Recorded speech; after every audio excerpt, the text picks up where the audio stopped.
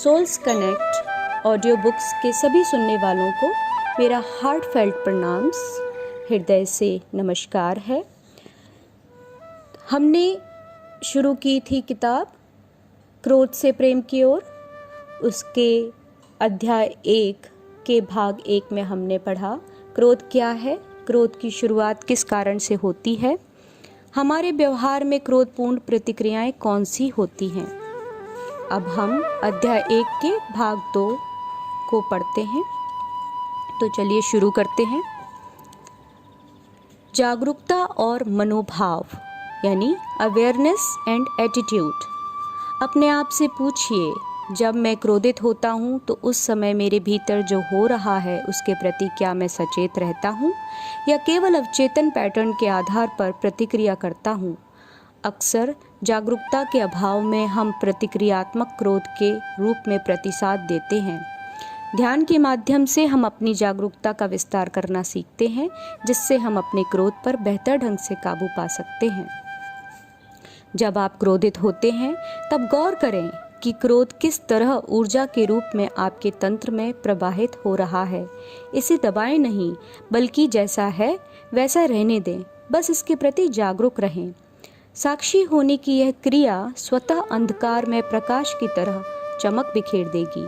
जब आप इस बात के प्रति जागरूक रहते हैं कि आपके भीतर क्या हो रहा है, तब शांति की दशा का उतर आना सरल हो जाता है। जो ऊर्जा क्रोध को भड़का रही थी वही अब शांति को बढ़ाएगी, और वह ऐसी नितांत शांति होगी जिसका अनुभव आपने पहले कभी नहीं किया होगा। यह विरोधाभास क्रोध की प्रकृति के कारण होता है। जैसे जैसे आप अधिक जागरूक बनते जाते हैं, क्रोध के आने और उसके शांत हो जाने के मध्य का अंतराल कम होता जाता है। जैसे जैसे आपकी बढ़ती जागरूकता के साथ यह अंतराल लगातार कम होता जाता है, एक समय ऐसा आता है जब यह लगभग शून्य हो जाता है। ऐसी स्थिति में आप आमतौर पर शांत बने रहेंगे। जागरूक रहने से हमें क्रोध को दबाने की आवश्यकता नहीं पड़ती। वह तो हमें केवल तब करना पड़ता है जब हम क्रोध के कारण को समझ नहीं पाते या इसे किसी अधिक अर्थपूर्ण तरीके से व्यक्त नहीं कर पाते। तब यह हमारे भीतर ही भीतर बढ़ता जाता है और अनेक तरह की मानसिक, भावनात्मक, शारीरिक और स्वास्थ्य संबंधी समस्याओं का कारण बनता जाता है, जैसे अवसाद और जीवन के प्रति असंतोष, नकारात्मक भावनाएं और अप्रामाणिकता की अनुभूति, हृदय वाहिका यानी कार्डियोवैस्कुलर तंत्र की अधिक अनुकंपी सक्रियता यानी सिंपैथेटिक एक्टिवेशन, मनमुटाव टालने की वृत्ति, अपराध बोध और अनावश्यक विचार करने की प्रवृत्ति। इसके अलावा क्रोध को दबाने वाले असहायता की धारणा से भी ग्रस्त हो जाते हैं। मस्तिष्क के मध्य भाग में स्थित अमिग्डला के उत्तेजित हो जाने से भी आक्रामकता, विशेषकर अप्रत्यक्ष आक्रामकता बढ़ती है। दरअसल हम सभी में आक्रामक सूचनाएं अमिग्डला में ही बनती हैं। मध्य मस्तिष्क को डर या खतरे की स्थिति में इस तरह की प्रतिक्रिया देने के लिए तैयार किया जाता है। अतः यह सब इस बात पर निर्भर करता है कि हम अपने चारों ओर की दुनिया को किस तरह से देखते हैं और हमारा अवचेतन मन किस चीज़ को खतरनाक मानता है। अनुभवी सैनिकों पर किए गए अध्ययन से पता चलता है कि जिन लोगों में आक्रामक व्यवहार संबंधी समस्या है, वे बाह्य उत्तेजनाओं के प्रति ज़्यादा तीव्र प्रतिक्रिया करते हैं, जिसमें अमिग्डला से होने वाली प्रतिक्रिया भी शामिल है। उनके मस्तिष्क में अमिग्डला और प्रीफ्रंटल कॉर्टेक्स के मध्य जुड़ाव भी कमतर है।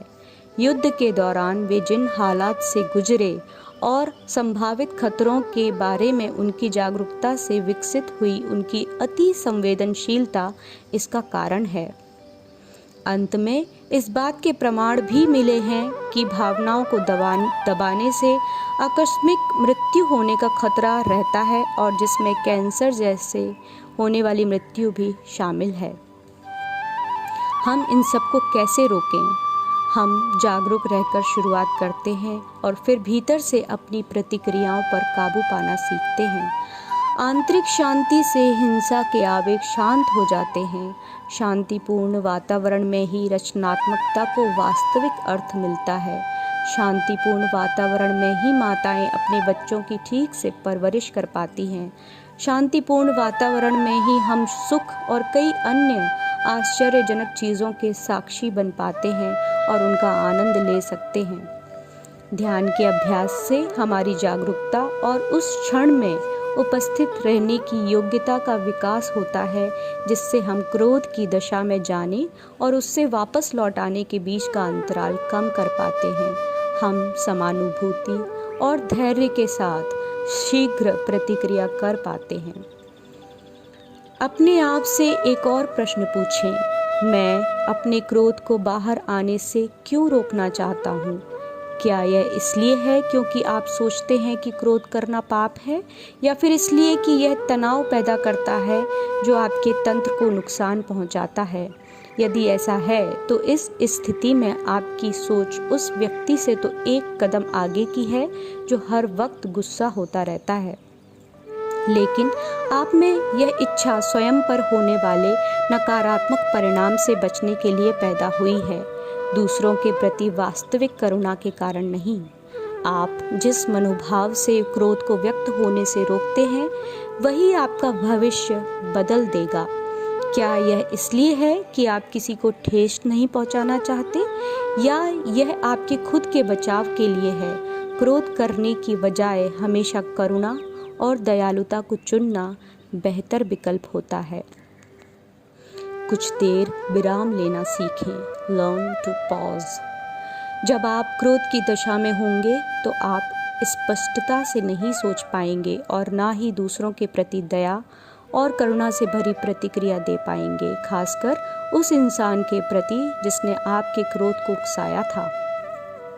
मैंने अपने अनुभव से सीखा है कि क्रोध आने पर थोड़े समय का विराम लेना हमेशा अच्छा होता है, वरना यदि आपका क्रोध फूट पड़ता है तो इसका दूसरों पर पड़ने वाला प्रभाव दीर्घकालिक और तनावपूर्ण हो सकता है और इससे अनावश्यक नुकसान हो सकता है। यदि आप खुद पर गौर करें तो पाएंगे कि ऐसी विस्फोटक शक्ति आपके अंदर 24 घंटों से अधिक समय तक टिक नहीं पाती। इतने समय में या तो इसकी विस्फोटक शक्ति बाहर निकल जाती है या यह शांत हो जाती है।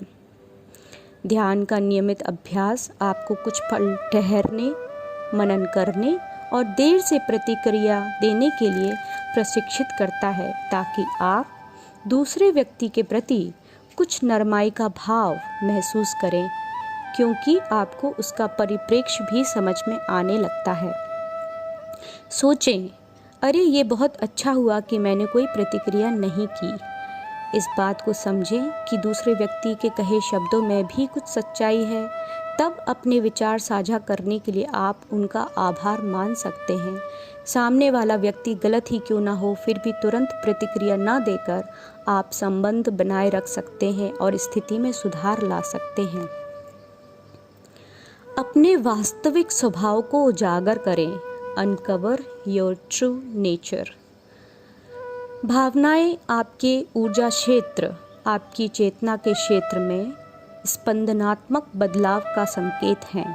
अक्सर हम किसी विचार या विश्लेषण की प्रक्रिया से गुजरे बगैर अपने मनस की गहराई में स्थित अवचेतन में पूर्व निर्धारित प्रोग्राम के अनुसार प्रतिक्रिया करते हैं।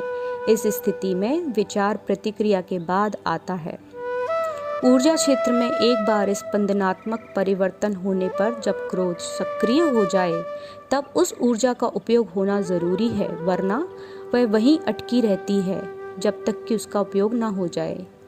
इसी तरह किसी व्यक्ति के साथ एक दुखद मनमुटाव एक तरह की भावनात्मक छाप बनाता है, जो मनस पर तब तक बनी रहती है जब तक इसका अंततः निवारण ना हो जाए और दोनों के बीच प्रेम का भाव एक खालीपन ना पैदा कर दे। इन सभी चीज़ों का आप पर और आपके जीवन में आने वाले अन्य लोगों पर भी असर होता है।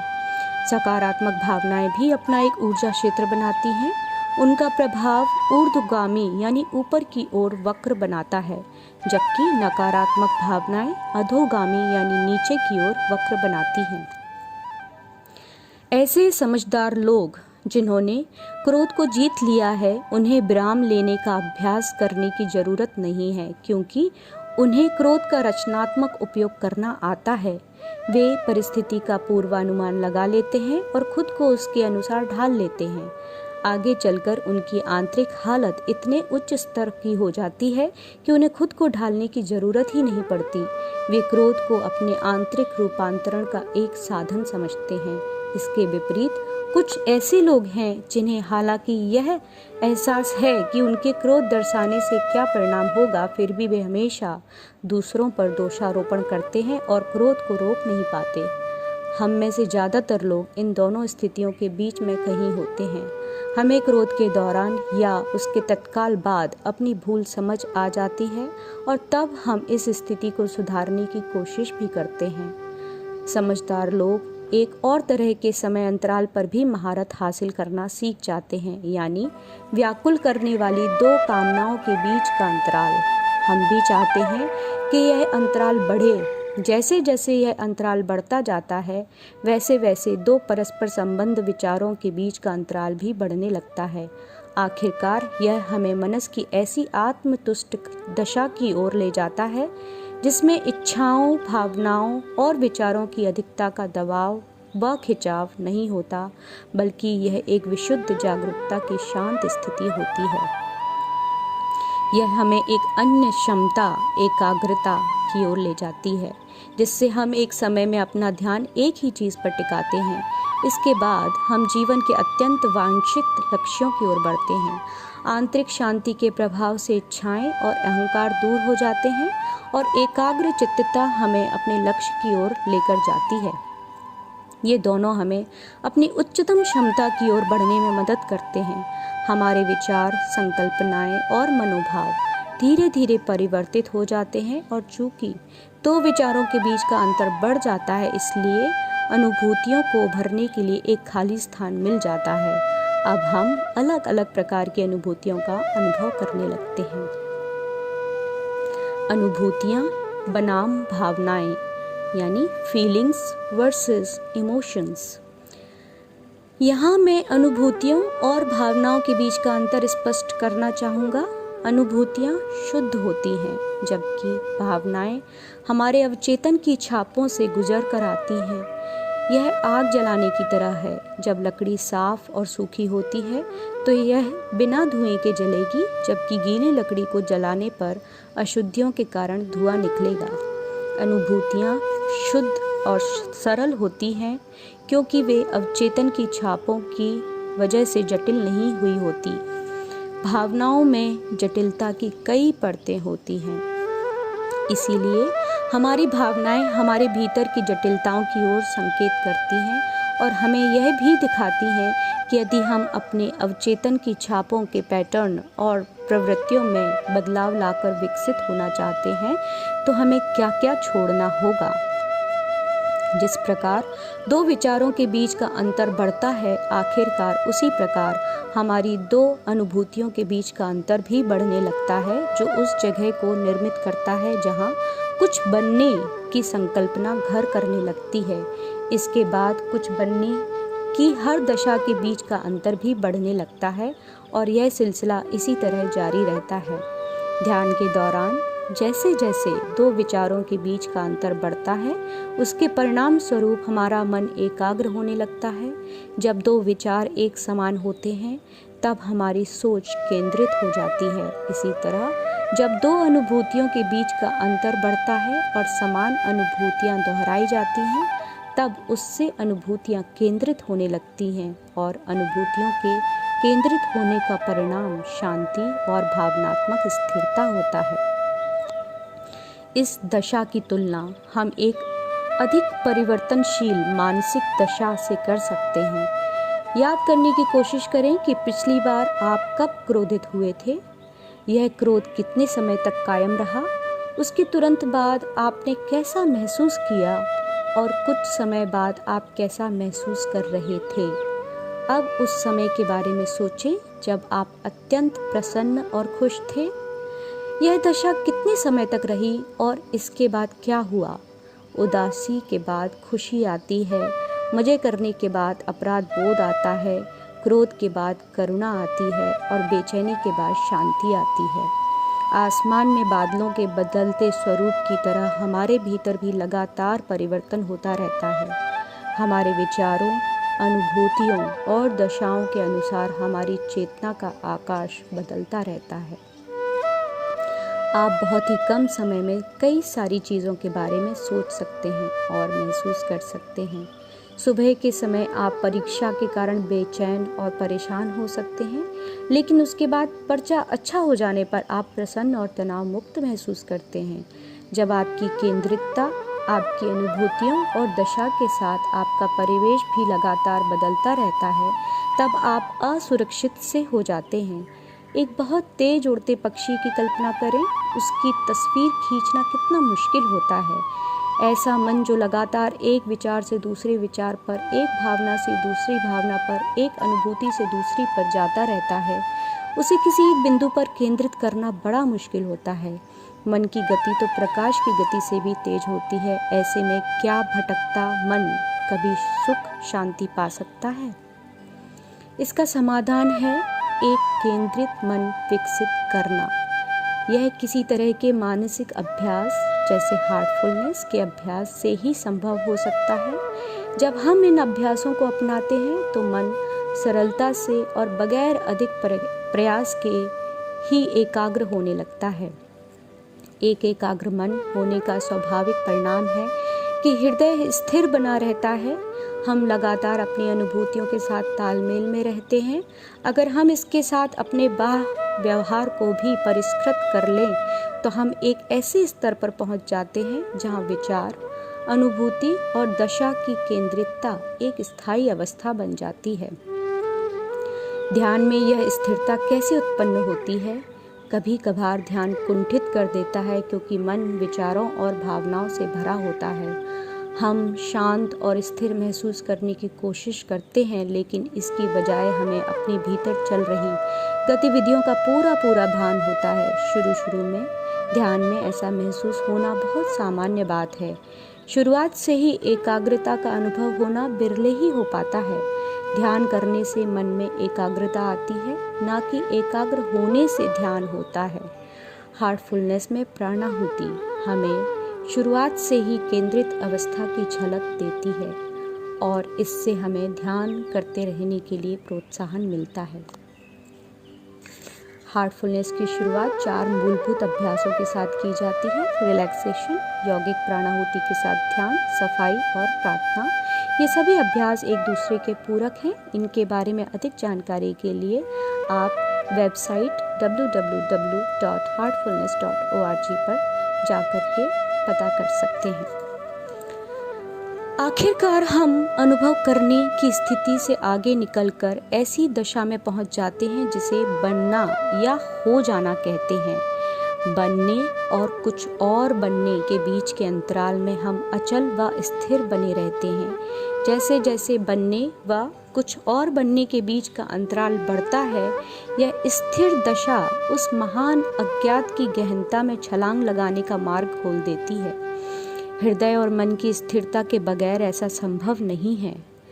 परिवर्तनशील ढुलमुल मन का होना एक सामान्य दशा है और विचारों व अनुभूतियों की लगातार बदलने वाली दशा आगे चलकर मल्टीपल पर्सनैलिटी डिसऑर्डर यानी एक से अधिक व्यक्तित्व विकार में भी परिवर्तित हो सकती है।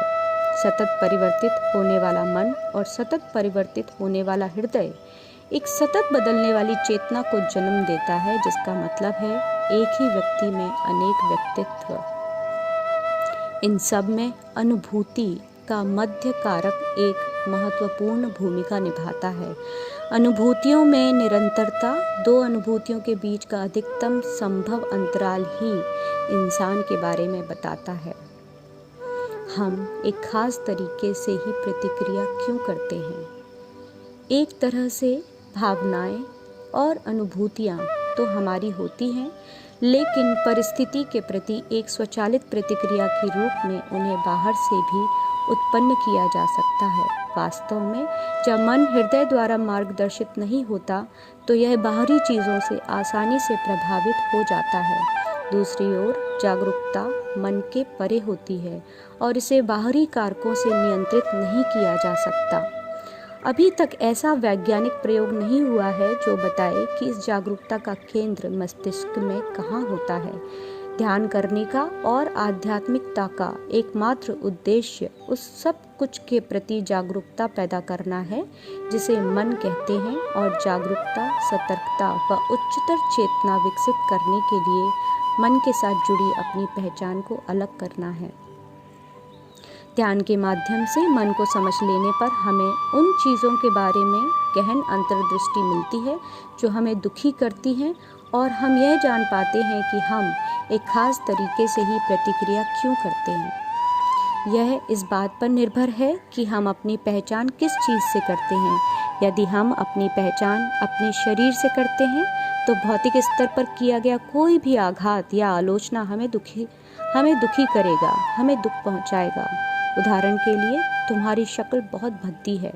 ज़्यादातर लोग अपने मन पर आघात किए जाने पर बहुत अपमानित महसूस करते हैं, जैसे तुम सोचते क्यों नहीं, क्योंकि हम शरीर की बजाय अपनी पहचान को मन से अधिक जुड़ा पाते हैं।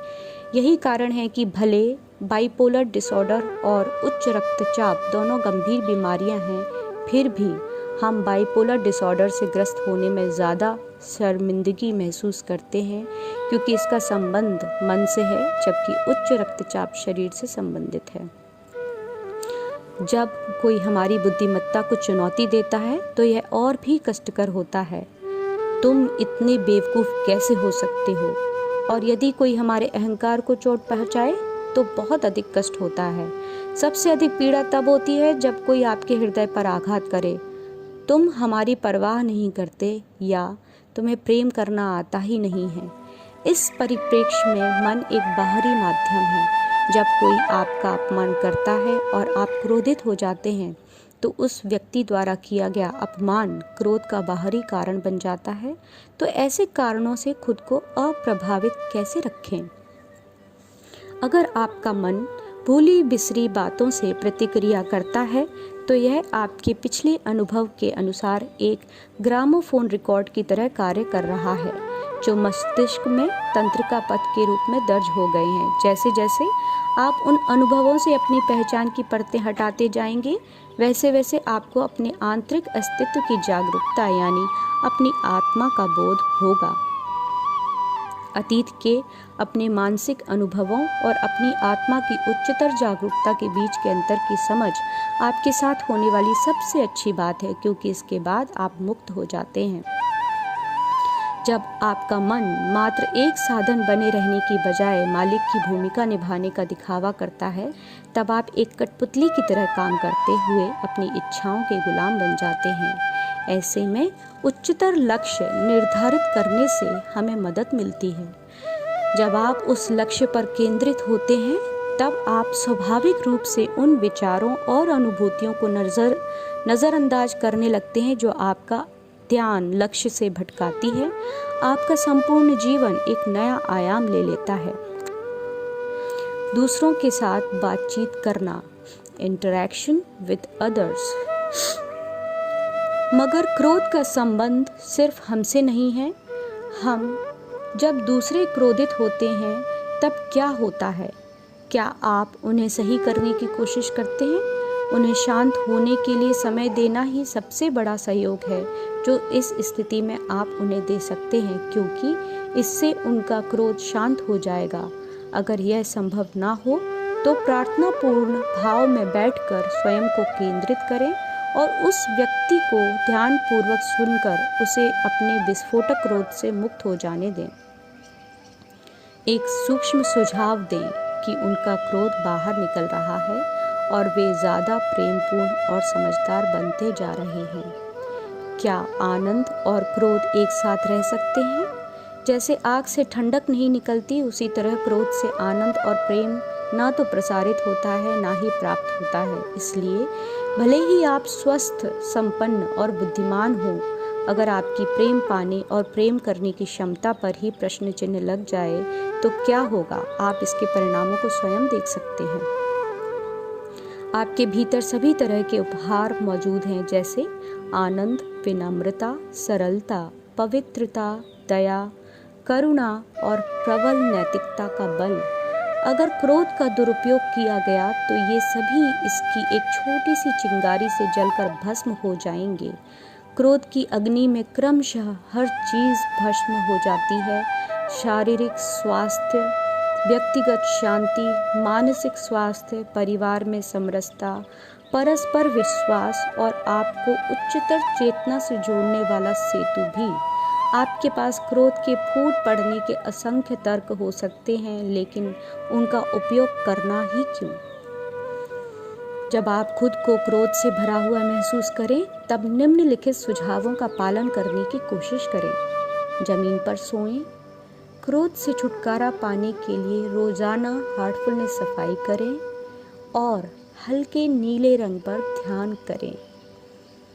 मुझे एक मज़ेदार कहानी याद आ रही है। एक सुबह मुल्ला नसरुद्दीन अपनी पसंदीदा चाय की दुकान पर चाय पी रहे थे। एक 12 साल का लड़का दरवाजे से भागता हुआ आया और सीधे मुल्ला के पास जाकर उनकी टोपी सर से गिरा दी। लड़के को लगा कि उसने कोई बड़ा मजाक किया है और फिर वह वहाँ से भाग गया। मुल्ला ने टोपी उठाकर फिर से अपने सर पर रख ली। अगले कुछ दिनों तक यही होता रहा, लेकिन मुल्ला उसी तरह अप्रभावित और शांत बने रहे, जबकि दुकान में मौजूद दूसरे लोग भी लड़के की इस तरह के मजाक से चिढ़ने लग गए। एक दिन मुल्ला के दोस्त ने उससे पूछा, तुम इस शरारती लड़के को सबक सिखाने के लिए कुछ करते क्यों नहीं? क्या तुम्हें गुस्सा नहीं आता? तो मुल्ला ने कहा, इसका कोई फायदा नहीं। अगले दिन मुल्ला चाय की दुकान पर थोड़ी देर से पहुंचे और वहां पहुंचकर देखते हैं कि जिस मेज पर वे हर दिन बैठते थे उस पर एक सिपाही पहले से बैठा हुआ था, इसलिए वे दूसरी मेज पर बैठ गए। वह लड़का अपने निर्धारित समय पर आया, रोज की तरह उस मेज पर गया जहां मुल्ला बैठते थे और आदतन सिपाही के सर पर चपत मारकर उसकी टोपी गिरा दी। सिपाही बहुत गुस्सा हुआ। उसने लड़के को गर्दन से पकड़कर जमीन से ऊपर ऊंचा उठा दिया और कड़ी से कड़ी सजा दिलाने की धमकी दी। मुल्ला नसरुद्दीन अपने दोस्त की ओर मुड़े और बोले, क्या अब तुम्हारी समझ में आ गया? तो शक्ति के रूप में क्रोध, एंगर एज एनर्जी।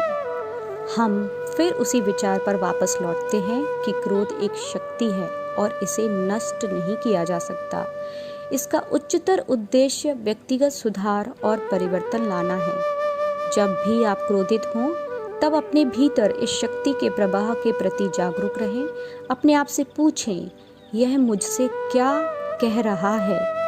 मेरी कौन सी इच्छाएं पूर्ण नहीं हो पा रही हैं? मैं इस मामले में क्या अलग कर सकता हूँ? फिर इस अवसर का उपयोग खुद को सुधारने के लिए करें। ऐसी जागरूकता में कोई आक्रामकता नहीं होगी, बल्कि एक बेहतर भविष्य की आशा होगी। कमलेश जी के कुछ सुझाव। क्रोध एक शक्ति है। गौर करें कि क्रोध की शक्ति आपके शरीर में किस तरह से गुजर रही है। इसे दबाएं नहीं, इसे वैसे ही रहने दें और अपने क्रोध के कारणों, ज़रूरतों, चाहतों और प्रतिक्रियाओं के बारे में अवगत हो जाएं। फिर स्वयं से पूछें, मैं इसके लिए अलग ढंग से क्या कर सकता हूँ? इस शक्ति का उपयोग उद्देश्यपूर्ण परिवर्तन के लिए करें। हर एक भावना आपकी चेतना के ऊर्जा क्षेत्र के स्पंदन में आए हुए एक परिवर्तन का संकेत है। अक्सर यह एक पूर्व निर्धारित प्रतिक्रिया होती है जो अवचेतन से उभर कर सतह पर आ जाती है। सोच प्रतिक्रिया करने के बाद आती है। देखें कि क्या आप प्रतिक्रिया की लहर के गुजर जाने की प्रतीक्षा कर सकते हैं ताकि सोच की प्रक्रिया का प्रारंभ हो सके। इसके बाद चिंतन करें कि किस चीज़ को बदला जा सकता था। जब आपको बहुत ज़्यादा गुस्सा आए तो निम्न उपाय करें। 1. जमीन पर सोएं। 2. नियमित रूप से हार्टफुलनेस ध्यान और सफाई करें। और 3. हल्के नीले रंग पर ध्यान करें। अपनी अपेक्षाओं को त्याग दें। आलोचनाओं और चुनौतियों को स्वीकारें। क्रोध के कारणों को अलग नज़रिए से देखने के लिए अपनी जागरूकता को अलग दिशा में मोड़ें। ध्यान आपको जागरूक होने में, विराम लेने और विवेकपूर्ण प्रतिक्रिया देने में मदद करेगा। जब कोई दूसरा इंसान क्रोधित हो, तब मौन रहकर आंतरिक रूप से सुझाव दें कि उसका क्रोध बाहर निकल रहा है और वह ज़्यादा प्रेमपूर्ण व समझदार बनता जा रहा है। सभी सुनने वालों को बहुत बहुत धन्यवाद।